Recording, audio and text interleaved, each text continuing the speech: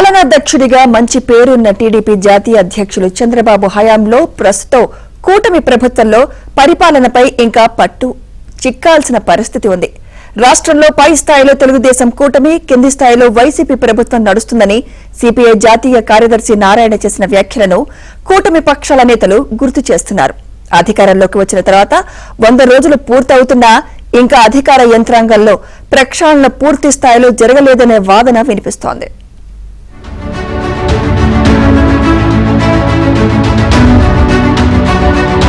Police ఉన్నతాధికారులు, ఎస్పీలు, డీఎస్పీలు, సీఐల వరకు మారిపోయినప్పటికీ కానిస్టేబుళ్లు వైసీపీ ప్రభుత్వ హయాంలో కొనసాగిన వారే ఇంకా ఉన్నారని గుర్తు చేస్తున్నారు. వైసీపీ ప్రభుత్వ హయాంలో కీలక పాత్ర పోషించిన కొంతమంది అధికారులకు టీడీపీ ప్రభుత్వ హయాంలో కూడా ప్రాధాన్యత లభించడంపై కూటమి పక్షాల క్యాడర్ మండిపడుతోంది. చంద్రబాబు పాలనా దక్షత చూపించాలని కార్యకర్తలు కోరుతున్నారు. 3 ఐపీఎస్ అధికారులపై వేటు తర్వాత పోలీసు అధికారులపై కొంతమేరకు ప్రభావం చూపించింది.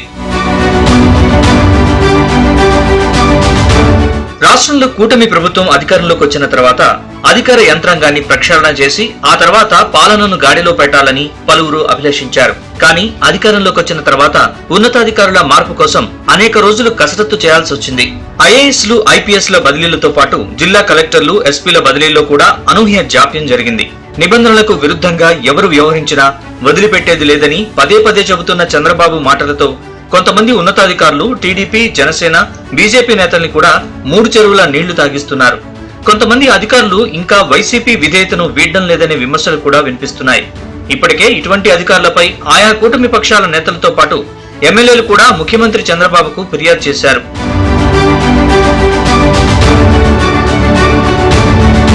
ఇక ముంబై హీరోయిన్ కాదంబరి జత్వానీ వ్యవహారంలో ఐపీఎస్ అధికారులు వ్యవహరించిన తీరుపై ప్రభుత్వం విచారణ జరిపి ఇంటెలిజెన్స్ మాజీ బాస్ పిఎస్ఆర్ ఆంజనేయులు, విజయవాడ మాజీ సిపి కాంతిరాణ టాటా, విజయవాడ మాజీ డీసీపీ విశాల్ గున్నిలను సస్పెండ్ చేసింది.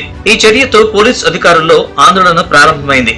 ఇది ఓ రకంగా అధికారుల్లో నిబంధనలకు విరుద్ధంగా వ్యవహరించకూడదనే సంకేతాలు పంపినప్పటికీ మరోవైపు ఈ చర్యను అడ్డం పెట్టుకుని కొంతమంది ఐపీఎస్ అధికారులు మాత్రం ఎవరు చెప్పినా పని కూడా చేయడం లేదని ఒక సీనియర్ ఐపీఎస్ అధికారి వివరించారు. కొంతమంది అధికారులు వైసీపీ ప్రభుత్వ హయాంలో కీలక పాత్ర పోషించి మళ్లీ టీడీపీ హయాంలో కూడా పెత్తనం చెలాయించడంపై కూటమి పక్షాల నేతలకు మింగుడు పడ్డం లేదు. సీఐలు, డీఎస్పీల పోస్టింగ్లలో కూడా ఇటువంటి పరిస్థితే ఎదురైందని కూడా ఆయా పక్షాల నేతలు చెబుతున్నారు.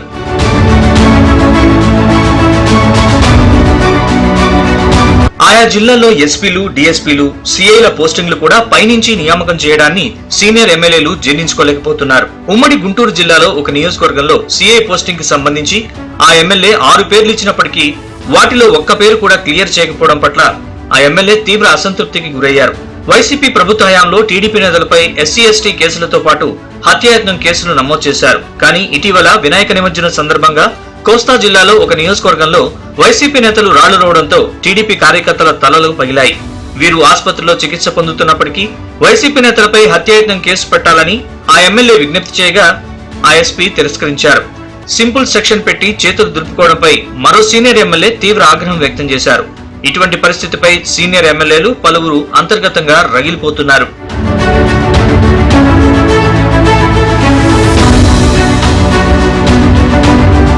పరిపాలనా దక్షుడిగా పేరున్న చంద్రబాబు ఇటువంటి చిన్న అంశాల్ని వెంటనే పరిష్కరించడంతో పాటు పాలనను గాడిలో పెట్టాలని పలువురు కూటమి పక్షాల నేతలు కోరుతున్నారు.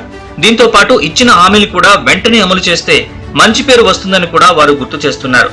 వరద సమయంలో చంద్రబాబు కష్టపడిన తీరు మంచి ఇమేజ్ తెచ్చినప్పటికీ రేపు యుద్ధంలో ముందుండి పోరాడాల్సిన పార్టీ కార్యకర్తల్ని సంతృప్తి పరచాల్సిన అవసరం ఉందని, ఇందుకోసం రాజకీయ పాలన అవసరమని సీనియర్ ఎమ్మెల్యే ఒకరు అభిప్రాయపడ్డారు. పాలనను గాడిలో పెట్టాల్సిందేనని, అదే సమయంలో పార్టీ ప్రభుత్వం మధ్య కూడా సమన్వయం అవసరమని ఆయన గుర్తు చేశారు.